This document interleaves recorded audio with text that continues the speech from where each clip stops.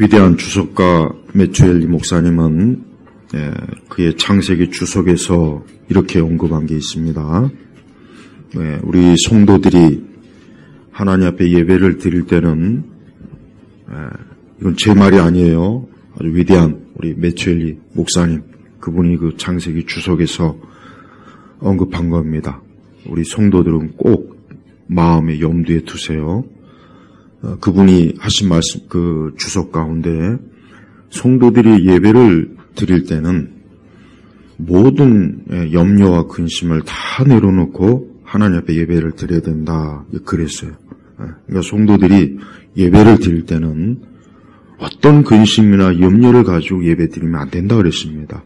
그냥 하나님께 맡기고 그 예배 자체에 집중하라는 거예요. 왜냐하면 이 마귀는 저도 경험적으로 알겠지만은 항상 예배를 제대로 드리지 못하게 하는 게 이 마귀의 속성이에요.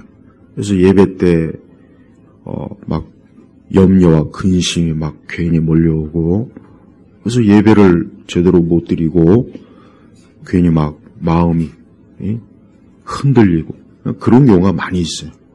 그래서 바로 아까 이제 메추엘리 목사님이 그런 얘기를 한 거예요. 그러니까 성도들이 예배를 드릴 때는 하나님께 이 세상 근심 염려를 맡기고 예배에 집중해라. 그럼 하나님께서 그 모든 근심 염려를 하나님이 다 맡아주실 거니까 걱정하지 말고 예배에 전념해라. 이제 그렇게 말씀한 거예요. 맞습니다. 그래서 우리 성도들은 항상 하나님 앞에 예배를 드릴 때는 그 하나님에게 모든 걸 맡기고 예배에 집중하면은 하나님이 분명히 내 모든 근심과 염려도 다 아시기 때문에 우리가 예배 드리는데 어려움이 없도록 우리의 인생을 이끌어 주실 겁니다.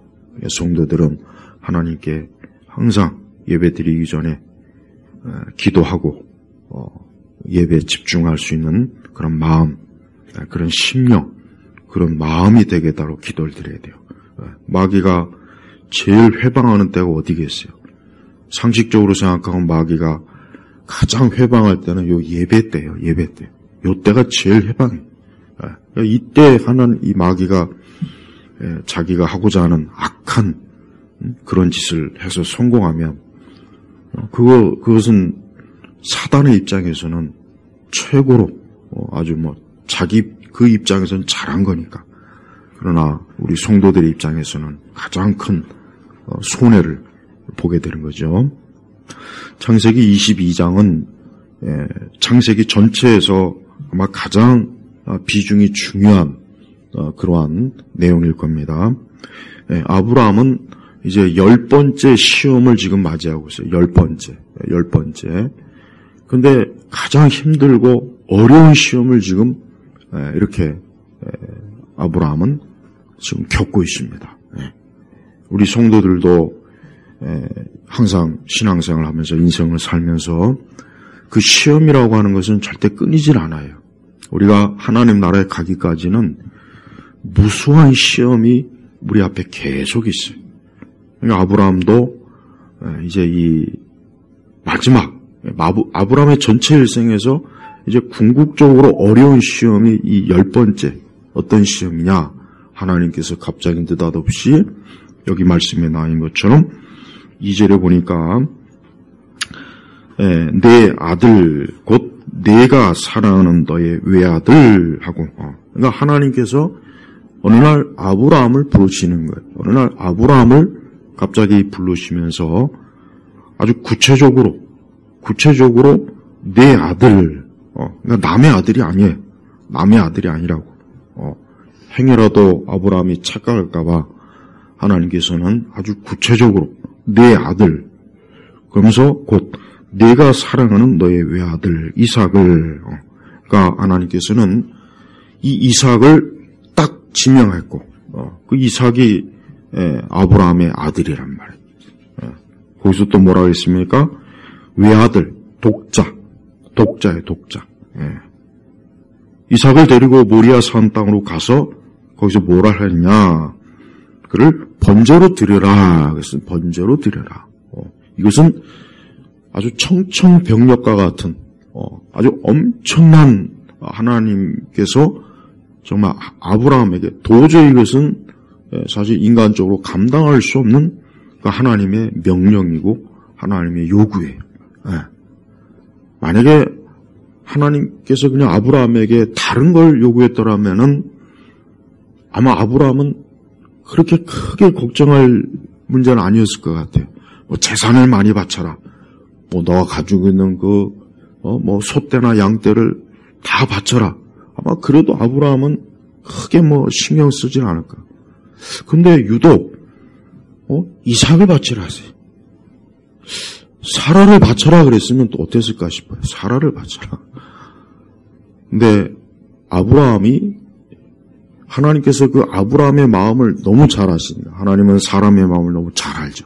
여기 뭐라 그랬냐면 내가 사랑하는 사랑. 그러니까 이삭이 우리가 알다시피 아브라함이 얼마나 오랜 동안 참 하나님의 약속을 받고 기다리고 믿음 안에서 얻은 아들이에요. 그러니 얼마나 이 아브라함의 입장에서는 이삭이 귀하죠. 근데 하나님께서는 그를 번제로 바치라 그런 거예요. 이게 얼마나 참 어려운 문제인지는 이거는 사실 우리로서는 짐작을 할 수가 없는 거예요. 근데 여기에 있어서 우리가 말씀해 보면은 여기서 이제 아브라함의 믿음이 나타나는 게 뭐가 나타나느냐? 아브라함은 이 일에 대해서 더 이상 하나님 앞에 묻지도 않고 하나님 앞에 이 문제를 놓고 기도도 하지 않았어요. 그냥 그게 하나님의 뜻이니까 그냥 하나님 앞에 순종하는 모습이 그대로 나타납니다. 그래서 바로 3절에 아브라함은 아침에 일찍 일어나 늦게 일어나는 것도 아니에요. 늦지막게 또 일어나서 어떻게든지 하나님의 말씀을 이걸 좀 회피할까, 미룰까, 이거 어떻게 하면 좀 안 들을까, 이거 좀 어떻게 좀 피할 수 있는 방법이 없을까. 일체 아브라함은 그런 인간적인 꾀를 상하지 않고 즉시 하나님 앞에 순종한 것. 이게 바로 아브라함의 믿음이에요. 우리 성도들이 항상 하나님께서 우리에게 뜻하시는 것은 즉시 그 순종의 믿음이 있어야 되는 거예요. 아브라함은 그 이삭을 바치라고 했을 때 하나님께 하나님 이거 말고 다른 거 안 될까요? 뭐 다른 건 내가 얼마든지 하나님 앞에 다 바치겠는데 이삭을 어떻게 이건 좀 너무한 거 아닙니까? 이런 기도라도 한번 좀 해볼 듯한데 그런 내용이 없는 거 보면은 그런 기도도 안 한 거예요. 그러니까 하나님께서는 아브라함에게 말씀하셨고 아브라함은 그 말씀을 그대로 드렸어요. 그대로 순종한 거예요. 그대로. 여기에서 바로 우리가 왜 아브라함을 믿음의 조상이라고 하느냐? 아브라함을 믿음의 조상이라고 하는 이유는 바로 오늘 이 창세기 22장 이 사건 때문에 사실 그러는 거예요. 하나님께서 또 하나님의 입장에서도 그래요. 왜 이삭을 바치라는지 그 이유가 없어요.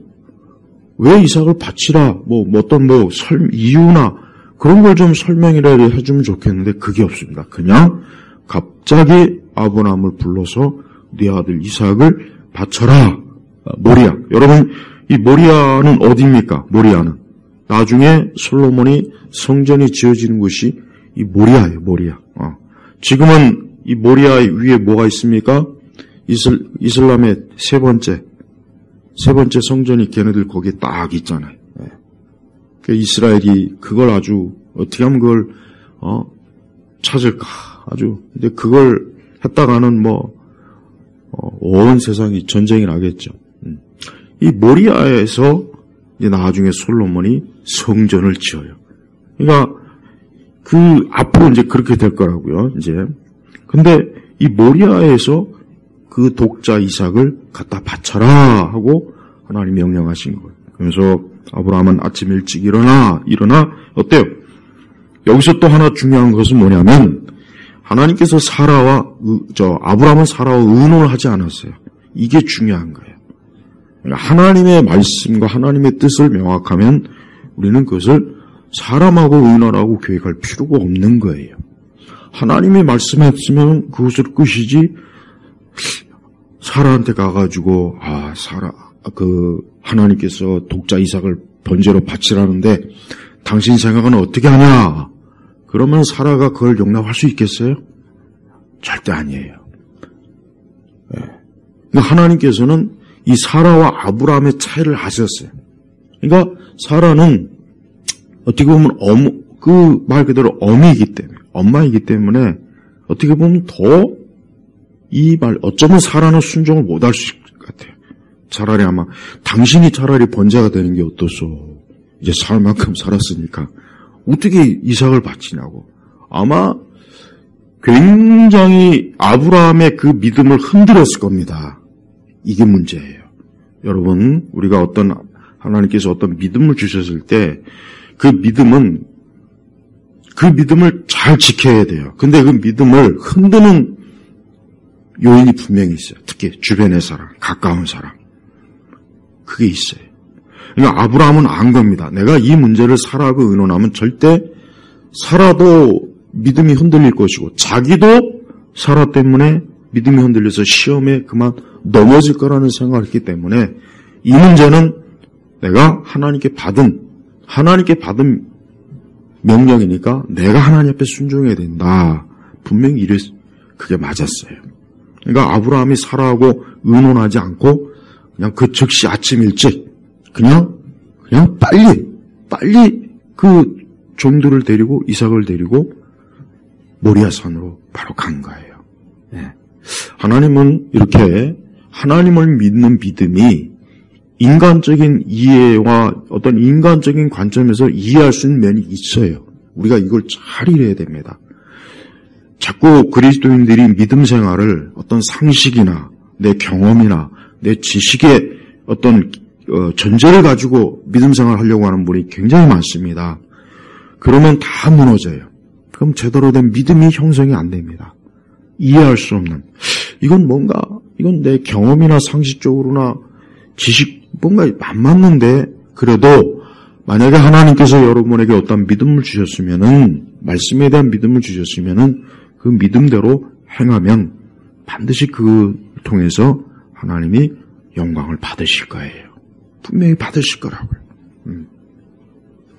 우리가 이 믿음이라는 걸 이제 이 세상에서 그 종교학자들이 이제 기독교에 대한 믿음을 좀 분석하는 내용을 보면은 어떤 심리적인 그 믿음, 어떤 인간이 의존적, 심리적, 그러니까 믿음을 그렇게 해석을 해요. 우리의 믿음을.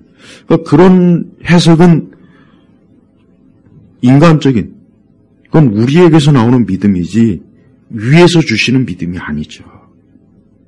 여러분, 우리의 믿음이라고 하는 것은 내가 어떤 심리적으로, 의식적으로 내가 만든 게 아니에요. 성경에서 말하는 믿음은 하나님께서 우리에게 주신 거예요. 이거는 나하고는 상관이 없는 거예요. 그래서 오늘 이 아브라함의 믿음은 하나님께서 그에게 주신 거예요. 우리가 예수님 믿는다, 하나님 믿는다 했을 때 이 믿음은 절대 내가 어떤 상황에 의해서 어떤 심리적 요건에 의해서 이 믿음이 형성되고 된 거겠지 그렇게 해석해버리면 기독교는 한낱 인간의 종교밖에 안 돼요.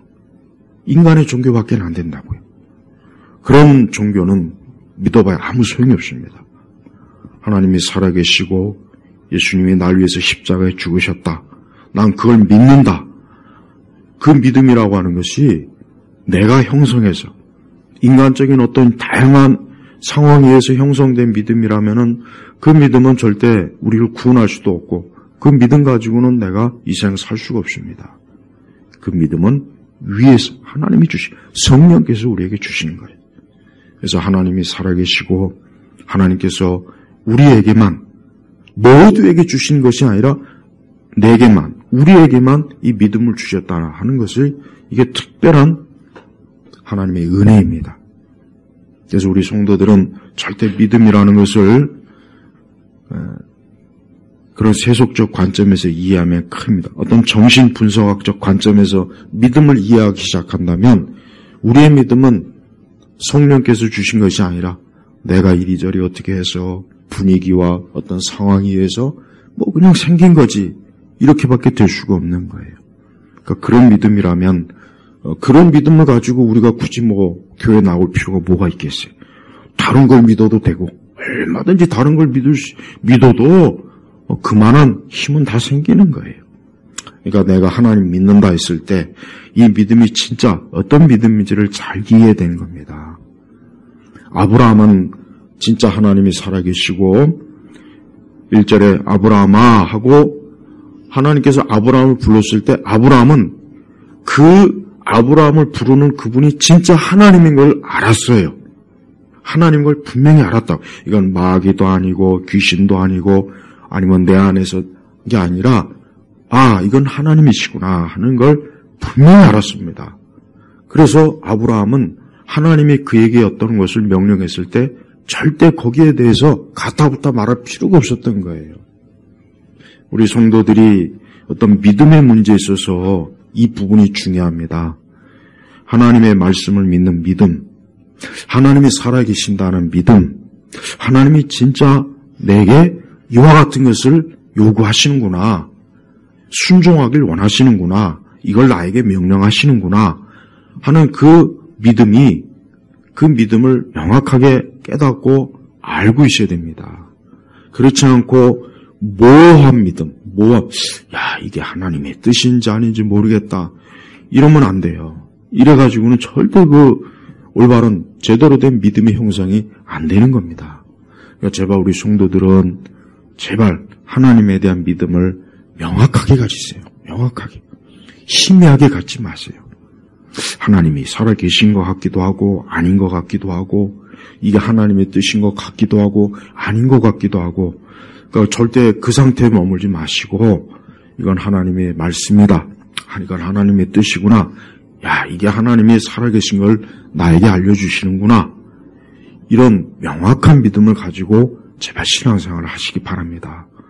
바로 이 부분이 너무 부족하기 때문에 사실 많은 신앙생활이 어려움을 겪는 분들이 많이 있어요. 네. 자, 아브라함은 3절에 보니까 아브라함은 지체하지 않고 이게 악한 하나님의 뜻이구나 하는 걸 알고 즉시로 순종해서 그가 어디 있습니까? 모리아 땅으로 가고 있는 거예요. 그래서 4절 보니까 셋째 날 그러니까 지금 아브라함이 거쳐 있는 그곳에서 모리아까지 사흘길, 딱 3일 길이 됩니다. 3일 길. 그래서 5절을 보니까 이제 이 종들에게 뭐라고 하느냐? 너희는 여기 잠깐 머물러라. 나와 아이는 저기로 가서 우리가 예배하고 우리가 너희에게로 돌아오겠다. 이 5절 말씀은 굉장히 참 잘 우리가 살펴봐야 돼요. 5절 말씀을 잘 보시기 바랍니다. 자, 하나님께서 아브라함에게 이삭을 번제로 드리라고 했어요. 여러분 번제가 뭡니까? 번제라고 하는 것은 짐승을 잡아가지고 묶어놓고 잡아서 불로 태워가지고 하나님 앞에 제사를 하는 게 번제예요. 구약시대의 제사란 말이에요. 일반적인. 그러면 이 번제를 드리는 이 제물은 살 수가 없어요. 당연히 살 수가 없죠. 묶어서 칼로 배를 갈라가지고 내장을 꺼내고 불로 태우는데 근데 아브라함이 여기 한 말이 뭐냐면 5절에 보니까 우리가 예배하고 우리가 너희에게로 돌아오겠다. 여기 우리가 그러니까 아브라함은 이삭과 함께 예배드리고 이삭과 함께 다시 오겠다 했단 말이에요.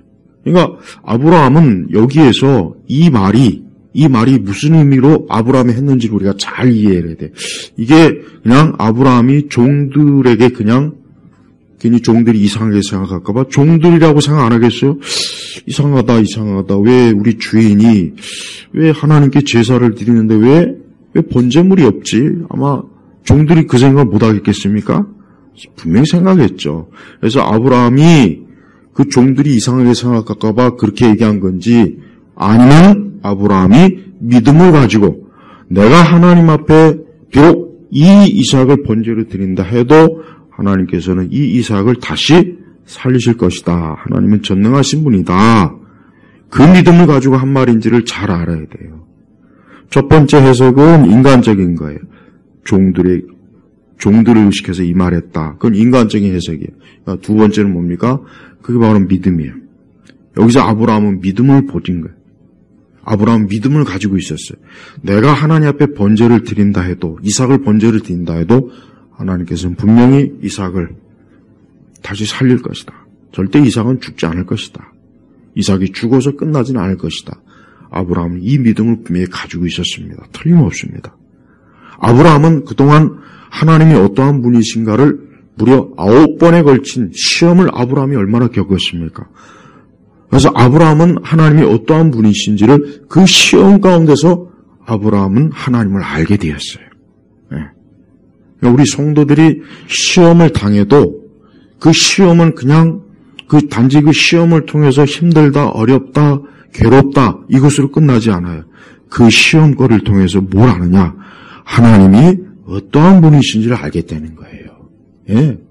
우리가 책을 통해서도 하나님이 어떠한 분인지 알겠죠. 그러나 그보다 더 확실한 게 뭐냐? 그것과 함께 내가 체험적으로 하나님이 어떠한 분인지를 알아야 돼요. 야, 하나님 진짜 전능하시다. 진짜 하나님 살아계시는구나. 야, 하나님 정말 그분은 진짜 역사하시는구나. 기도를 들으시는구나. 우린 이걸 책을 읽어서도 알 수는 있어요. 그러나 그것보다 더 확실히 알 수 있는 것은 내가 어떤 시험을 겪을 때 하나님을 진짜 알게 돼요. 하나님을 직접 겪어보니까 야, 하나님 진짜 살아계시네. 아브라함도 그동안 9번에 걸쳐서 여러 시험을 겪었잖아요. 근데 이번에 10번째 딱 겪으면서 아브라함은 그 이전보다는 훨씬 더 혹독한 시험이지만 하나님은 어떠한 분이신지, 하나님은 죽은 자를 살리고, 하나님은 못하실 것이 없고, 하나님은 불가능한 것이 없고, 하나님은 하고자 하는 걸 다 하시는 하나님이라는 걸 알았던 거예요. 그러니까 분명히 그래, 내가 이 이삭을 번제로 드린다 하도, 물론 이삭이 번제로 드린다는 것은 인간적으로 이삭을 죽이는 거예요. 이삭의 생명을 거두는 거예요. 그러나 아브라함 속에는 어떤 믿음이 있느냐? 하나님은 이 아브라함을 다시 살릴 거라는 믿음이 분명히 있었어요. 이게 결국은 우리가 신약적, 구약적, 구원사적 관점에서 뭡니까? 복음의 관점에서 부활신앙이에요. 이 부활신앙입니다. 사실 이삭은 오늘 우리가 보면 알겠지만 이 이삭은 누구를 예표합니까? 예수님을 예표합니다. 그래서 2절에 보니까 너의 외아들 이삭, 독자. 우리 예수님도 독생자죠. 이삭도 독생자예요. 독자예요. 자, 보십시오. 아브라함은 하나님이 지금 뭘 하시는지 명확하게 다 알지는 못했지만 한 가지 아브라함이 확실히 알고 있는 것은 하나님께서 나에게 주신 이 이삭은 절대 죽지 않을 것이다. 왜? 하나님께서 나에게 이 이삭을 통해서 하나님이 언약의 약속을 했기 때문에 만약에 이삭이 진짜 죽어서 끝내버리면 하나님의 언약의 약속이 실패가 되는 거 아니에요. 그러나 하나님이 그럴 수 있는 하나님인가? 이제까지 자기가 경험한, 체험한 하나님은 그런 하나님이 아니라는 걸 아는 거예요. 우리 성도들도 우리가 신앙생활할 때 항상 잘 우리가 알아야 될 게 뭐냐면 하나님은 어떠한 분이신가를 항상 생각을 해야 돼요. 이걸 생각을 해야 돼요. 그러니까 우리 그리스도인들은 믿음 생활이라는 게 뭐냐? 믿음으로 생각을 하는 게 그게 믿음 생활입니다. 그냥 막연히 믿는 게 아니에요. 그냥 막연히 맹목적으로 믿는 게 아니에요. 뭡니까? 믿음으로 생각을 하는 거예요. 생각. 바로 이게 참된 믿음의 아주 중요한 요건이에요. 절대 기독교의 믿음을 허상의 믿음, 그저 맹목적인 믿음, 그저 무식한 믿음, 그저 알지 못하는 것, 그저 주어주하는 믿음, 그런 믿음을 생각하면 절대 안 돼요. 세상은 그렇게 알고 있겠죠. 세상이야, 야, 저 사람들은 하나님이 살아계신데, 그 예수가 3일 만에 죽었다, 다시 살아났대, 천국도 있고 지옥도 있대. 저 사람들을 저걸 믿는데, 분명히 세상은 우리의 믿음을 조롱할 거예요. 분명히 조롱할 겁니다. 굉장히 아마 참 웃기는 믿음이라고 할 거예요. 예, 웃기는 참 종교구나, 기독교도. 그러나 기독교는 절대 그것이 아닙니다. 기독교는 생각하는 믿음이에요. 믿음은 생각을 유발시키게 돼 있어요. 그러니까 진짜 믿음은 생각을 하게 합니다. 하나님에 대해서 생각하고 말씀에 대해서 생각하는 거예요. 이게 진짜 믿음이에요. 그래서 기독교는 믿으면 믿을수록 사람이 신앙이 어때요? 좋아지면서 그 사람이 그의 생각이나 그의 마음이나 그 모든 것들이 더 나아지는 거예요. 그래서 기독교가 전파되면 역사적으로 보여요. 기독교가 전파되면 어때요? 그래서 미신이 사라지는 겁니다. 그래서 어리석은 것들이 자꾸 사라지는 거예요. 오히려 사람이 더 이성적이고 합리적인, 이게 왜 그러느냐? 이게 기독교 때문에 그러는 거예요. 그러나 미신은 보십시오. 미신은 생각을 할 필요가 없어요. 미신이야말로 맹목적인 거라고요. 그러니까 이 불교라든가 뭐 천주교라든가 뭐 유교라든가, 여러분 세상에 미신이 있는 지역은 뭐예요? 사람이 비이성적이 되죠. 비합리적이 되는 거예요. 여러분 대학을 왜 세웠습니까? 대학을 세운 이유가 뭐예요? 미국에 지금도 동부에 있는 저 명문대 왜 세워놨어요? 유럽에 있는 대학들이 왜 세웠습니까? 하나님 말씀 가르치려고 세운 게 대학의 시초예요. 하나님 말씀 가르치려고. 왜? 사람이 생각을 해서 말씀을 이해하고 가르칠 줄 알아야 된다. 그러려면 학교를 세워야 되는 거예요. 대학의 시초가 다 그래요. 그러니까 기독교는 사람을 더 온전하게 하는 거예요. 그러니까 기독교 신앙이 사라지면 어떻게 됩니까? 사람이 본능적이 돼버려요. 여러분 우리나라가 보십시오. 왜 점점 사람들이 오히려 우리 부모 세대나 우리 할아버지 세대보다 더 사람들이 좋은 전자제품, 생활 문명 그렇게 누리면서도 비이성적인 판단, 말도 안 되는 짓을 하잖아요. 광우병, 뭐 소고기에 막 광우병이 있대. 과학적으로 그 아니라는 거 그렇게 드러났는데도 예전에 보십시오. 뭐 소고기 먹고 죽으면 어떻게 하냐고 난리. 에? 우리나라 무슨 아프리카도 아니고. 그러니 저 유럽이나 미국 사람들이 볼 때, 야, 도대체 쟤들은 뭐하는 애들이 이렇게 저렇게, 저 무슨 원숭이들인가? 저기서 막 자동차도 만들고, 막 스마트폰도 만드는데. 우리나라 사람들이 점점 이 광기. 영화나 드라마도 우리나라에서 만든 건 전부 다 광기예요, 광기. 전부 다 미친 애들이 나와서 소리 지르고, 소리 박박 지르고. 그러니까 그런 거 애들이 보니까 또 똑같이 하고. 내가 미국 드라마를 전에 이렇게 쭉 보면은 한 가지 내가 뭐가 차이냐. 이 유럽이나 서양 애들은 이 드라마 내용을 보면은 굉장히 걔네들은 이렇게 막 충동적인 내용이 별로 없어요. 막 소리 지르고 막 그런 게 거의 없어요. 대화로. 드라마 내용이 대화가 많아요, 대화가. 그래서 내가 볼 때는 저럴 때 막 소리 지르고 물건을 뒤집어 엎어야 되는데, 그러니까 보는 내가 답답한 거야. 근데 걔들은 그게 아니야. 차분하게 대화해, 대화. 거의 그 내용이 굉장히 많습니다. 근데 우리나라는 어때요? 일단 뒤집어 엎고 봐요, 그다음. 뒤집어 엎고 다 그냥 난리를 치고 소리를 지르고 막 서로 머리끄덩이 잡고 그러고 나서 이제 대화를 하는 거예요. 그러고 나서 무슨 대화 되겠어요.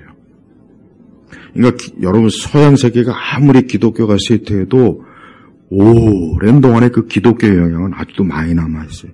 우리나라는 반대로 수천 년 동안 불교, 우상 이런 거에 쩌들다 보니까 이게 그래도 기독교로 한때 좀 이렇게 이게 좀 우리 사회에서 쫓겨난 듯 하더니 지금 다시 돌아왔잖아요. 그러니까 무당만 30만 명. 예? 무당. 요즘 젊은 무당들이 예쁜 무당들 많더만, 예쁜 무당들. 그냥 얼마나 그냥 화장 잘하고, 연예인이요, 연예인.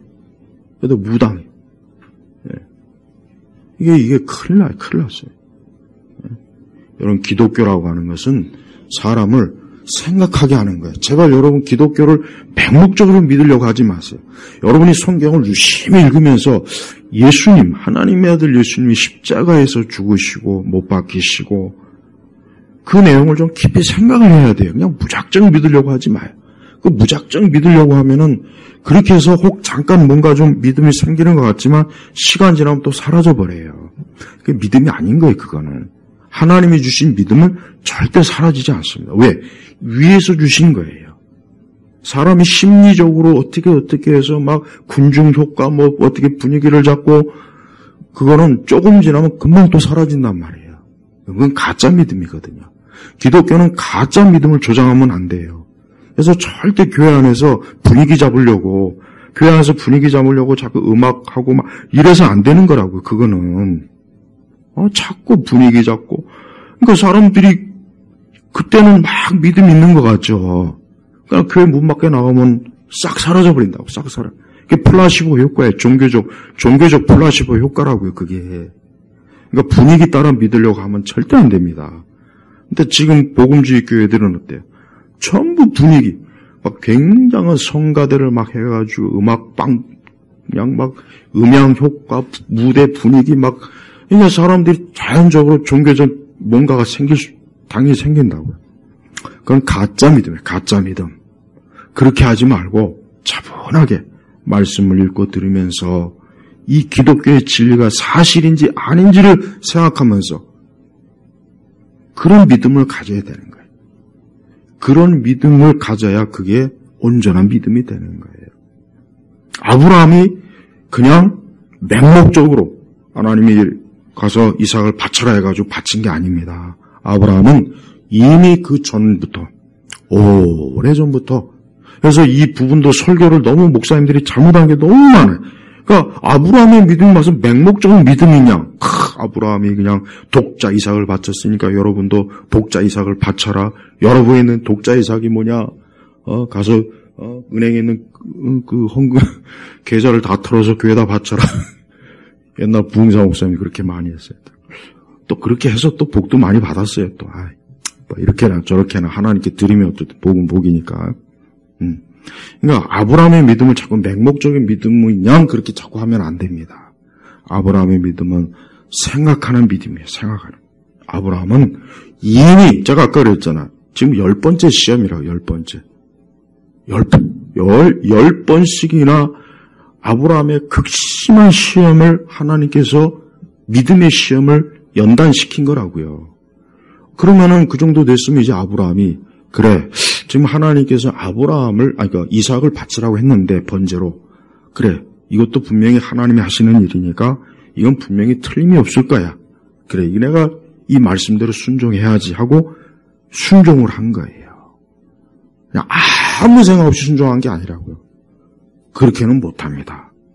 다른 걸 할 수 있어도 그 아들을 외아들 이삭을 바치라는 번제로 바치라는 것은 그거는 못해요. 절대 못해. 아브라함이라고 해도 못하는 거예요.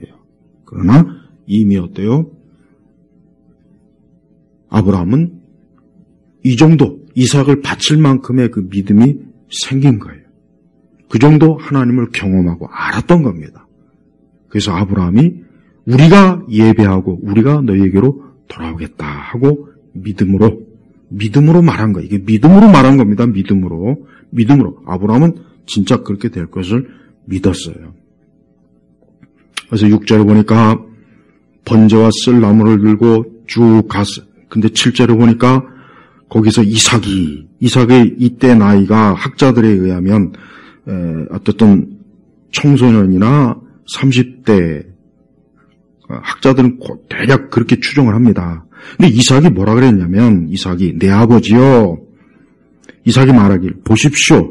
풀과 나무는 있는데 번제를 위한 어린 양은 어디에 있습니까? 그러니까 이삭도 번제를 드리는 방식을 잘 알고 있어요. 근데 가만히 보니까 번제를 드릴 양이 없는 거예요. 번제 희생 제물 짐승이 없는 거예요. 그래서 이삭도 아마 계속해서 궁금하다가 결국은 마지막에 물은 거예요. 마지막에 불과 나무는 있는데 번제를 위한 어린 양은 어디 있습니까? 이삭의 입장에서는 이상하다. 분명히 아버지가 번제를 드린다고 했는데 근데 이게 뭐냐? 결국은 이삭에게도 야, 너 오늘 번제 드릴 거야 하고 출발한 게 아니에요. 야, 너 오늘 희생제물 할 거니까 너 준비하고 있어라. 이게 그러면 또 이삭도 그 이삭의 믿음이 아직 아브라함과 같지는 않다고요. 그렇죠?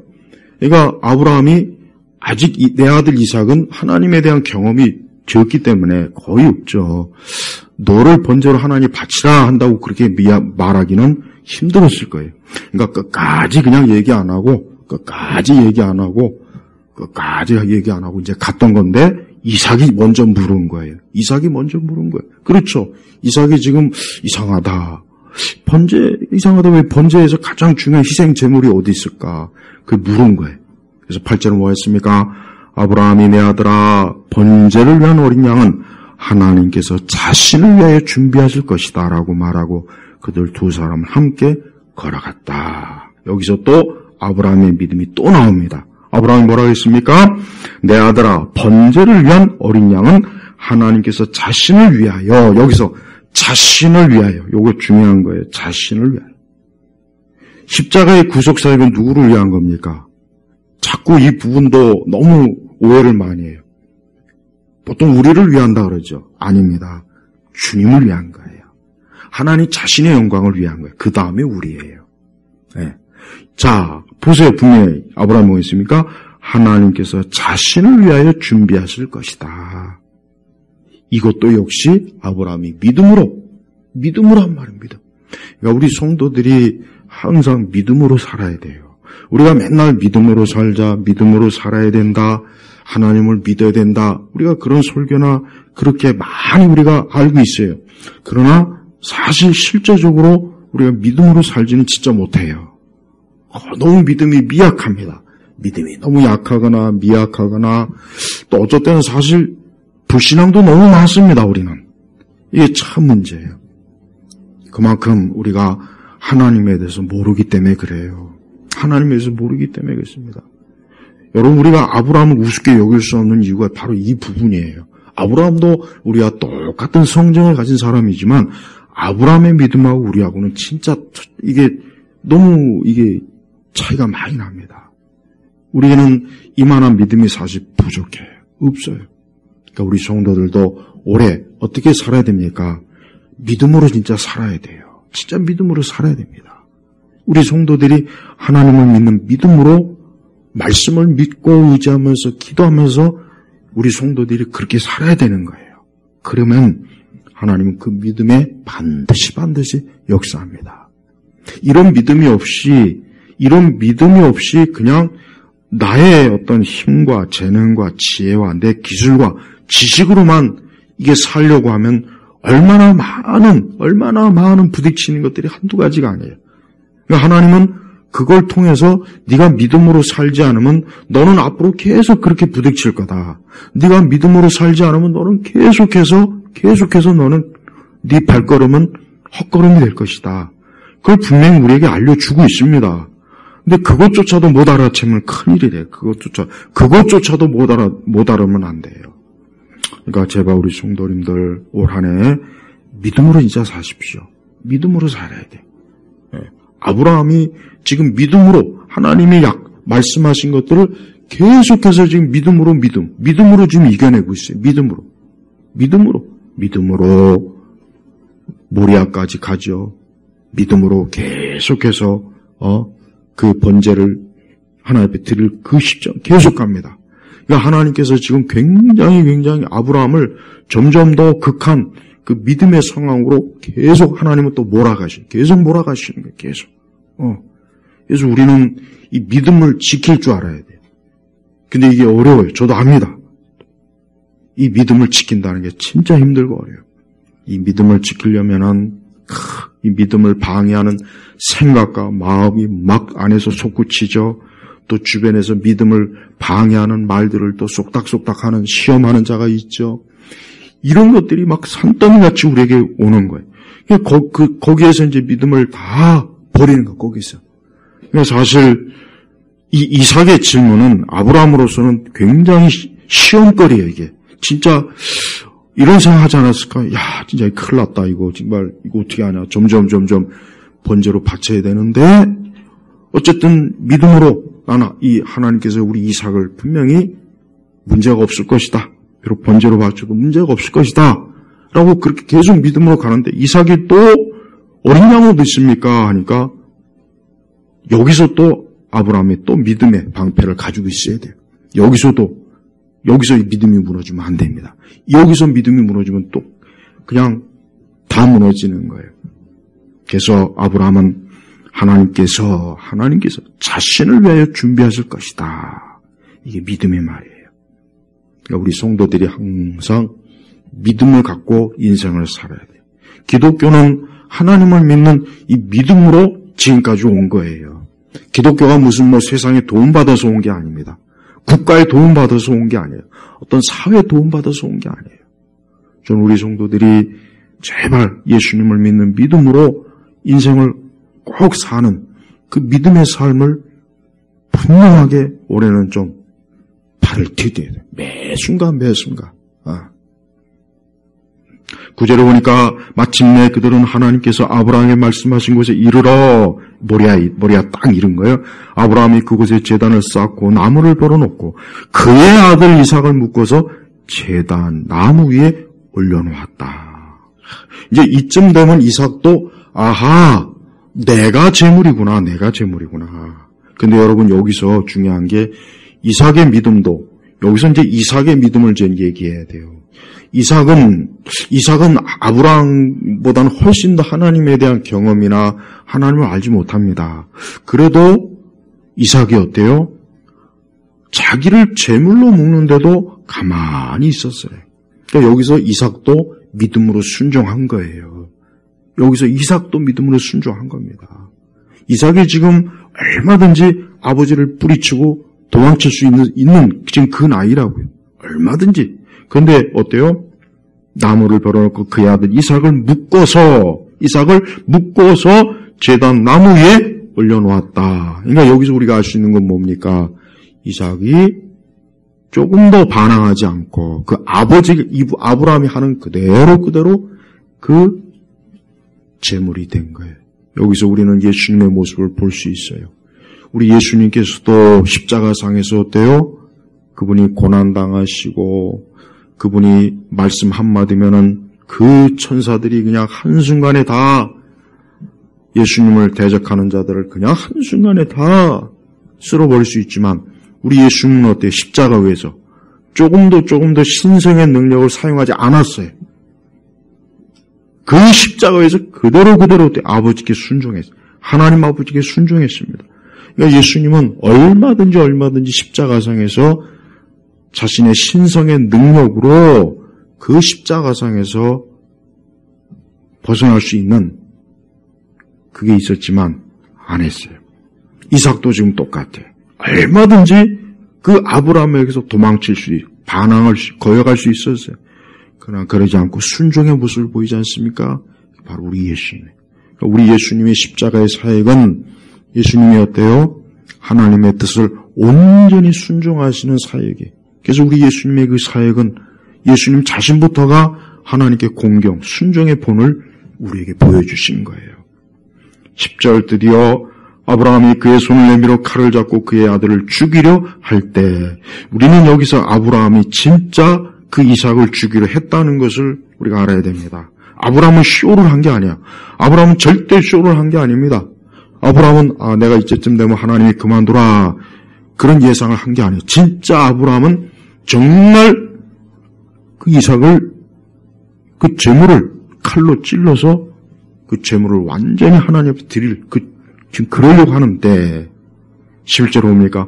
여호와의 천사가 하늘에서부터 그를 불러 아브라함아 하시니 아브라함이 말하길 제가 여기 있습니다. 자, 이제 드디어 극적인 하나님의 등장, 주님이 등장하신 거예요. 여러분, 믿음은 무엇으로 나타납니까? 믿음은 단지 우리가 믿습니다 하고 거기서 끝나는 것이 아니라 믿음은 우리의 행위로 이렇게 드러나요. 아브라함은 분명히 하나님을 믿었습니다. 아브라함은 다 알지는 못하지만 하나님은 뭔가 궁극적인 뜻이 있을 것이다. 하나님 뭔가 계획이 있을 것이다. 그래서 아브라함은 자기 믿음대로 어쨌든 계속 하는 거예요. 바로 이게 중요한 겁니다. 우리 성도들은 그냥 믿습니다 하고 신앙 고백만 읊을 것이 아니라 내가 믿는 그 믿음대로 그대로 우리가 살기를 힘써야 돼요. 거기서 믿음이 드러나는 거예요. 아브라함은 진짜 이삭을 잡으려고 했어요. 진짜 그랬다. 정말. 그러니까 천사가 돼요. 그를 불러. 아브라함아, 아브라함아. 2번이나 부른 것은 뭐냐? 급하게 부른 거예요. 급하게. 조금만 늦었다간 진짜 아브라함이 급하게 부르느라고 아브라함아, 아브라함아. 그러니까 아브라함이니까 제가 여기 있습니다. 12절에 그러니까 천사가 말하기를 그 아이에게 내 손을 대지 말고 그에게 아무 일도 하지 마라. 내가 내 아들, 내 외아들까지도 내게 아끼지 않으니 이제 나는 내가 하나님을 경외한다는 것을 알았다.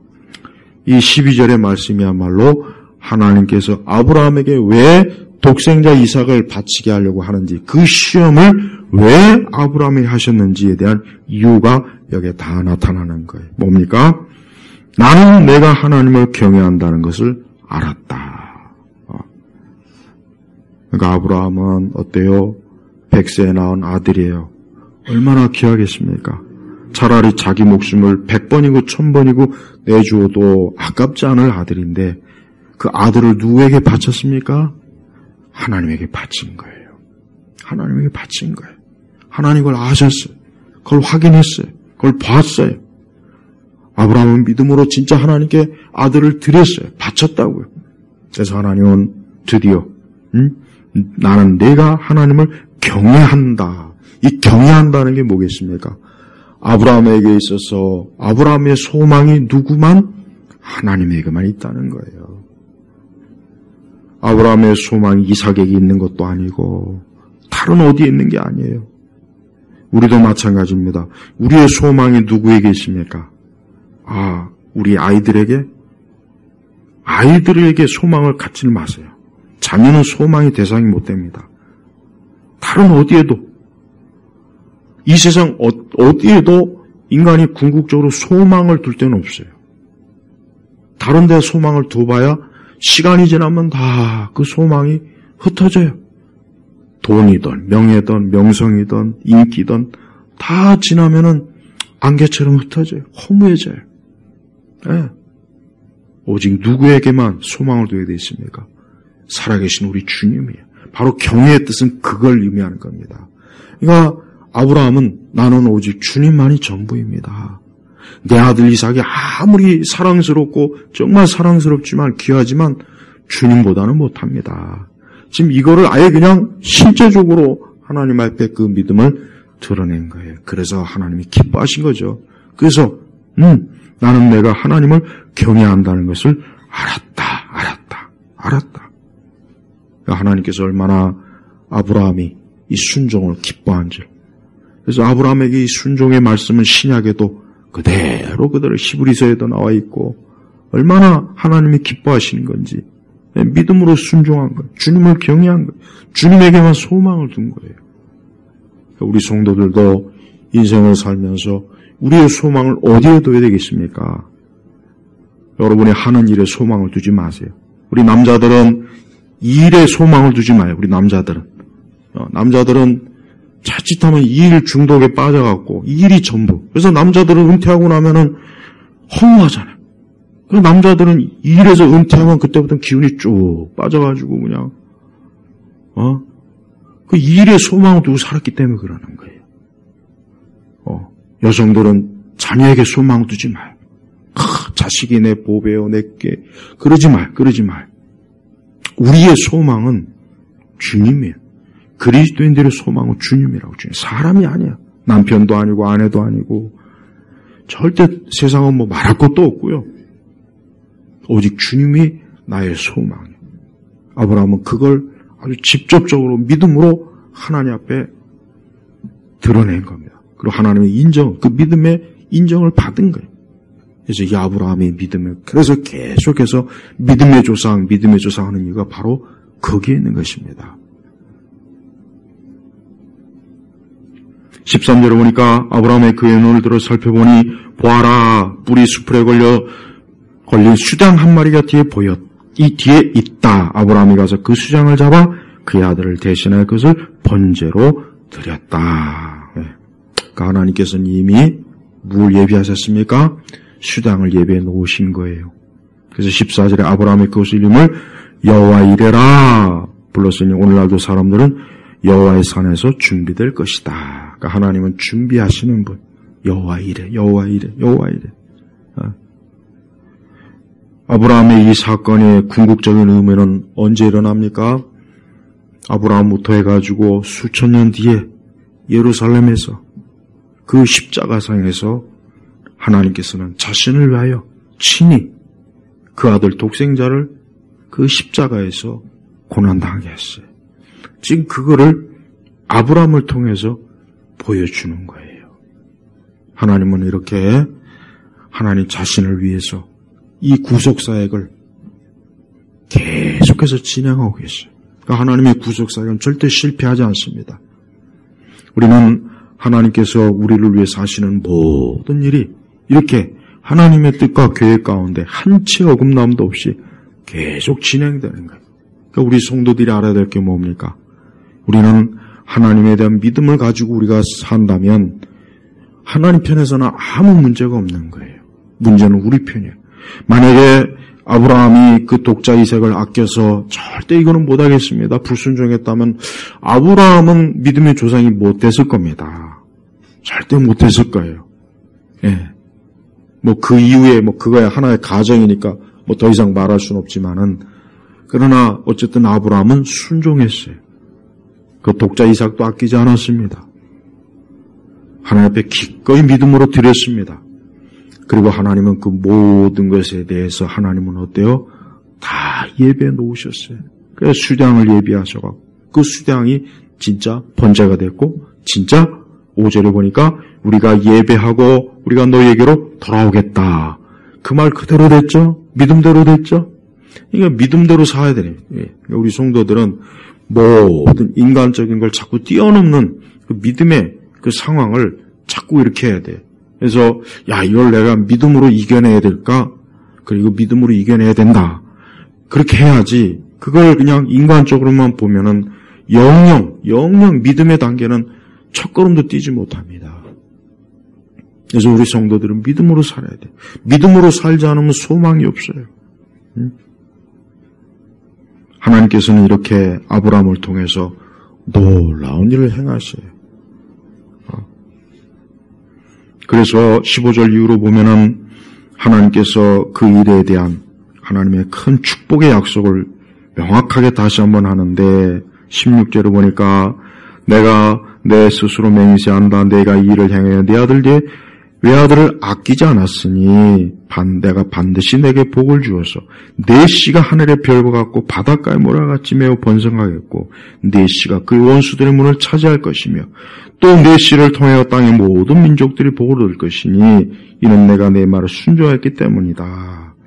이 말씀이 결국은 지금 이루어지고 있잖아요. 이 말씀이 그 후에 계속 이루어지는 거예요. 여기서 내 씨는 뭡니까? 궁극적으로 믿음의 씨야. 믿음의 백성들이라고. 아브라함의 혈통적 그 백성이라기보다는 믿음이에요. 믿음. 그래서 온 세상에 아브라함의 혈통, 믿음의 백성들이 지금도 하나님을 믿고 하나님을 경외하고 하나님을 예비하면서 어때요? 이 약속이 계속해서 이루어지는 거예요. 그리고 이 약속은 하나님이 다 완벽하게 이제 이루어 주실 것입니다. 우리는 여기서 하나님이 하시는 일이 어때요? 원대한 하나님의 구원 계획이 다 이렇게 있는 거예요. 아브라함의 이 믿음을 통해서 결국 어때요?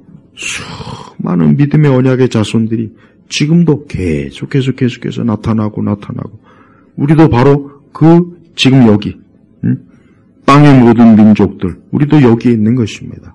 우리가 예수님을 믿고 하나님을 경외한다면 우리도 역시 이 약속 안에 포함된 복된 사람이 되는 거예요.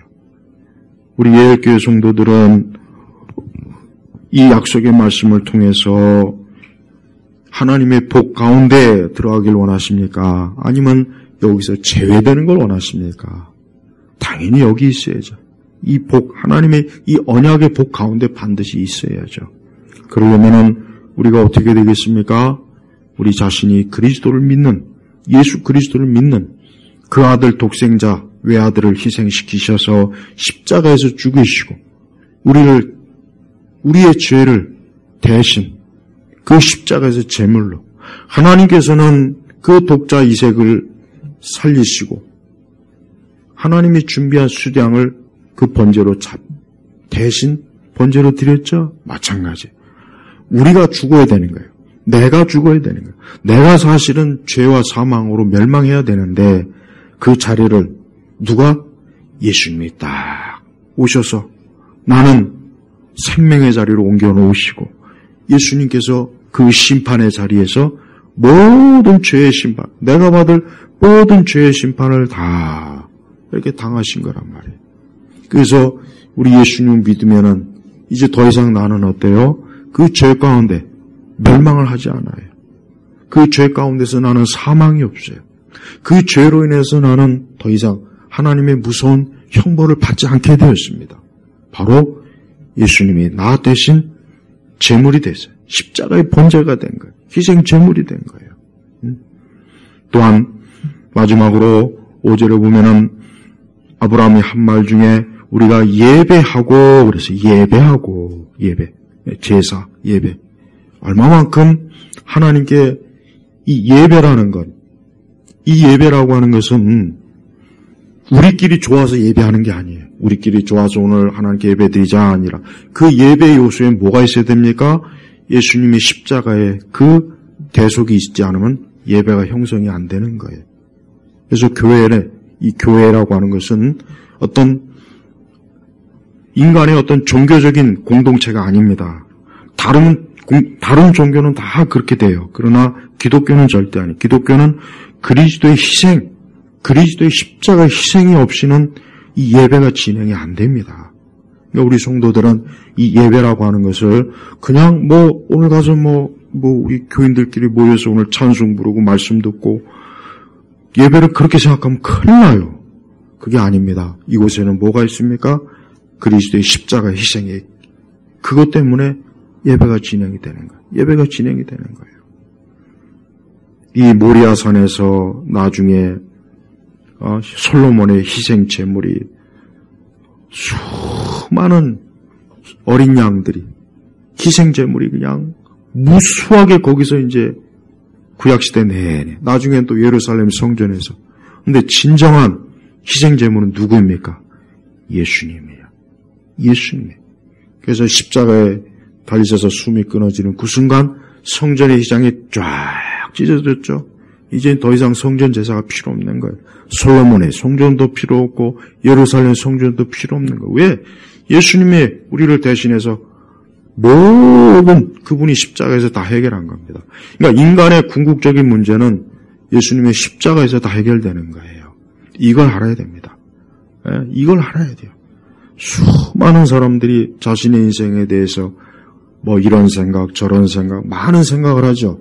그런데 그리스도의 십자가 앞에 나오기 전까지는 뭔 짓을 해도 어느 길로 가도 절대 아무것도 해결 안 됩니다. 그걸 알아야 돼요. 그걸 알아야 된다고요. 그러니까 여러분 주변에 아직도 예수님 믿지 않는 사람에게 반드시 예수님을 믿어야 될 이유가 뭐냐? 그리스도를 믿지 않는 이상은 어떤 수단과 방법과 어떤 거를 해도 그의 인생이 어때요? 한 발자국도 진행될 수가 없어요. 그걸 알아야 되는 거예요. 네. 제발 예수님의 십자가의 사역을 소홀히 대하지 마세요. 이것은 가장 중요한 거예요. 인류 역사상 제일 중요한 게 그리스도의 십자가 사건이에요. 한 인생에 있어서 제일 중요한 게 그리스도의 십자가예요. 예수 그리스도의 십자가를 아직도 받아들이지 못하고 믿지 못한 사람은 그 사람은 지금 어떤 인생을 살던 그 사람은 아무 의미 없는 허무하고 결국 멸망에 가는 인생밖에 안 되는 거예요. 세상에 아무리 이 세상 대단할 거 아무것도 없습니다. 대단할 거 아무것도 없어요. 자꾸 세상을 대단하다고 세상은 그렇게 자꾸 이렇게 광고를 하는데 세상에 대단한 게 진짜 아무것도 없어요. 시간 지나면 다 그냥 쓰러지는 거. 형편없어요. 형편없어요. 네? 저는 우리 예일교회 성도들이 올해도 그리스도의 십자가 믿는 믿음 안에서 하나님을 아버지로 모시고 제발 믿음으로 사는 그런 또 한 해가 되기를 진심으로 주의 이름으로 축복합니다. 기도하겠습니다. 하나님 아버지, 오늘 창세기 22장의 이 귀한 말씀이 우리 온 성도들에게 그 심령 속에 풍성하게 열매를 맺는 그런 생명의 말씀이요, 은혜의 말씀이요, 축복의 말씀이 되게 하소서. 오늘 우리 교우들 모두가 다 아브라함의 이 언약의 축복 가운데 들어오게 하시고, 모두가 다 하나님의 축복을 받고 영생에 이르고 하나님 나라에 들어가 주님과 함께하는 가장 복된 인생이 되도록 한 사람 한 사람을 일일이 다 축복해 주시고 역사하옵소서. 예수 그리스도의 이름으로 기도 올렸습니다. 아멘.